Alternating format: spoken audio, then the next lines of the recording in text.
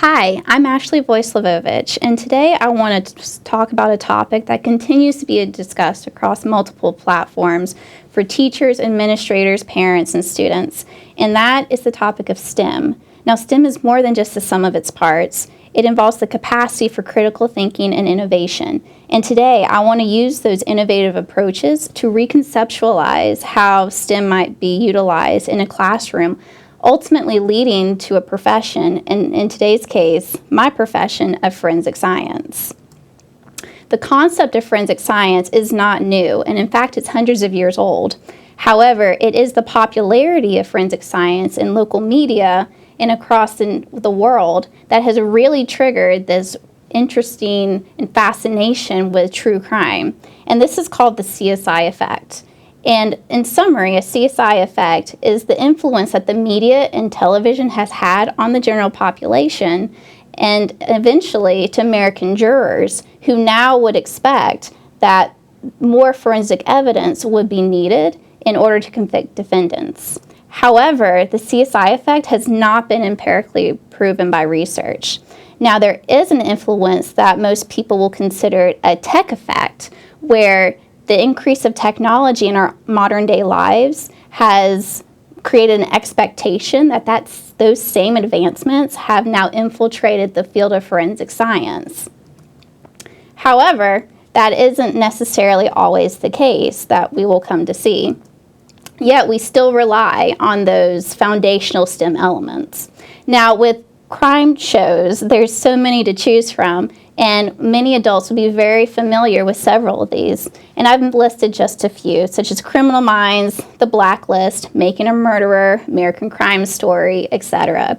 And while us as adults are fascinated with these types of television shows, what are our children watching, and how are those television shows or other social media outlets influencing what they are learning about and what they are becoming interested in? And how can we utilize that, hone that, and then use that again for their educational benefit? Well, going to the world of forensics, the definition basically means for the courts. Now, that means that there are so many opportunities now for a forensic career. And I've listed several, such as accounting, anthropology, mapping, photography, toxicology, and even with the element of STEAM, that art element, I've also included that because we have forensic artists. Basically, you can put the word forensics in front of any career field, and that would be applicable. So, what does it take to be a crime scene investigator in the world of forensic science? Well, the U.S. Department of Labor has defined several skills that they deem to be very important, and these are a couple of them.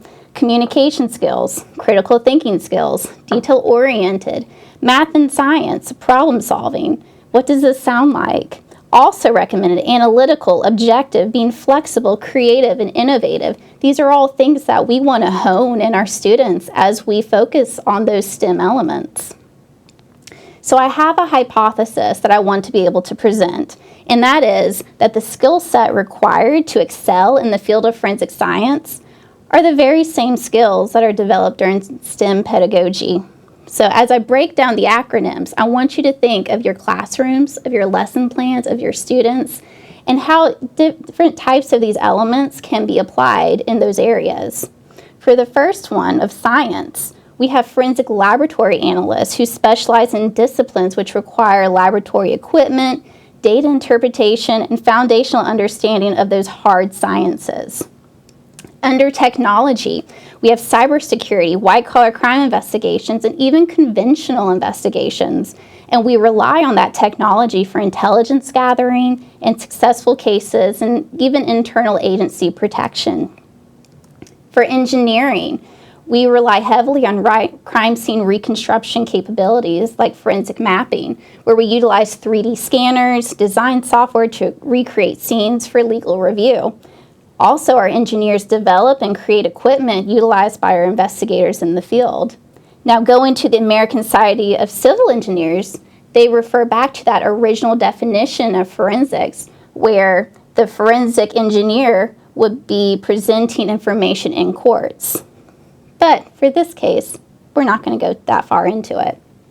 Finally, for mathematics, looking at these trigonometric equations, what does this remind you of? Is this high school math, college math? Possibly. But in actuality for us, this is the equations necessary to reconstruct crime scenes for bloodstain analysis and even for forensic ballistics. So we rely on that math ability to be able to revert that back into a recreation of a scene to help figure out where something happened, possibly who did that thing, and all kinds of other information, but grounded in that mathematical ability. So now that I've gone through the acronym of STEM, I really want to be able to present a couple of true crime cases where the investigators or intelligence analysts were able to use those STEAM elements to identify the suspect in these cases. So for the first case, might be something that you remember being in the media fairly recently, and this is the Golden State Killer. In June of 1976 to 1986, this individual was believed to be linked to more than a dozen homicides and at least 50 rapes across multiple counties in California. Now, these cases went relatively unsolved until 2001, where DNA tests confirmed that the East Area rapist and the original Night Stalker were the same offender. But it wasn't until 17 years later in 2018 where a profile was created on a GEDmatch website using the crime scene suspect DNA.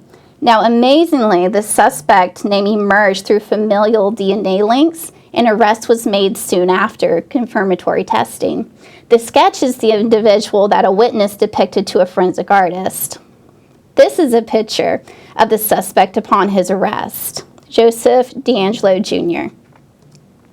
The next case I want to talk about is one that has been recreated for a popular Netflix show, and this one happened in both the Colorado state as well as Washington. In 2001 to 2008, sexual assaults in the Seattle and Denver area occurred, but it wasn't until communication between the multiple agencies where it was discovered that a task force would need to be developed because it was believed that these cases were the same. The individual who was creating these, Mark O'Leary, was an individual where they were able to discover that because of a combination of forensic methodologies were used to identify him. This included a security camera footage of a white trunk, DNA from a teddy bear at a crime scene, shoe print in the snow outside a victim's residence, a glove print impression that matched multiple crime scenes, and then eventually a hard drive at his residence containing hundreds of thousands of photographs, most of them of different victims. O'Leary was then sentenced to 68 and a half years in Washington and an astonishing 327 and a half years in Colorado. The final case that I want to talk about is one that really started the true crime phenomenon, and this was the murders of Nicole Brown and Ronald Goldman. These murders happened on June 12th of 1994, and the suspect emerged as a very popular person in the media who was O.J. Simpson. Now, multiple physical evidence were able to be discovered at the different locations involved in this investigation, which include hair evidence, fiber evidence, blood and glove evidence, and also shoe evidence. Now, while the forensic evidence was very helpful in identifying O.J. Simpson as a suspect, the criminal court acquitted him and he was able to leave the courtroom free. However, years later in civil court, he was found responsible. So while forensic science was able to assist investigators to a certain extent, it wasn't able to complete the process, at least not criminally. So I hope this opportunity gave you some ideas about reconceptualizing how STEM might be applied in a classroom. What is the purpose of STEM? Well, it's helping an individual to discover how they may be able to implement those things or those elements into their careers in everyday life. For me, STEM is extremely important in my career, and I find it fascinating that we can apply so many elements to this one area where we solve crimes and save other people's lives.